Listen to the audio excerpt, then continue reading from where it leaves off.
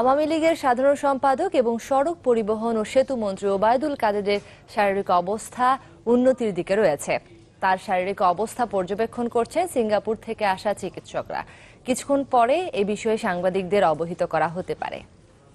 গতকাল হাসপাতালে দলীয় নেতাকর্মীদের প্রচণ্ড ভিড় থাকলেও দলের নির্দেশনার পর আজ সেখানে নেতাকর্মীদের ভিড় নেই। চিকিৎসকরা জানিয়েছেন, সিঙ্গাপুরে নেয়ার জন্য এয়ার অ্যাম্বুলেন্স প্রস্তুত আছে। প্রয়োজন অনুযায়ী ব্যবস্থা নেওয়া হবে। গতকাল সকাল 7:30টার দিকে ওবায়দুল কাদের ভর্তি হন বঙ্গবন্ধু শেখ মুজিব মেডিকেল বিশ্ববিদ্যালয়ে। এনজিওগ্রামে তার হৃৎপিণ্ডের রক্তনালীতে 3টি ব্লক ধরা পড়ে। তাৎক্ষণিকভাবে একটি ব্লক অপসারণও করা হয়।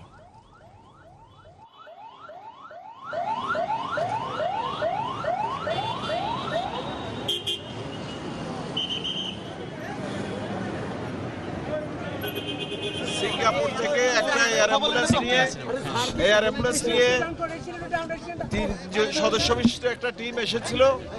তাদের সাথে আমাদের আলোচনা হয়েছে এবং যেহেতু ওনাকে এই মুহূর্তে শিফট করা অত্যন্ত ঝুঁকিপূর্ণ, ওনাকে এখানে রেখে আমাদের হাসপাতালে রেখে চিকিৎসা করতে চায়।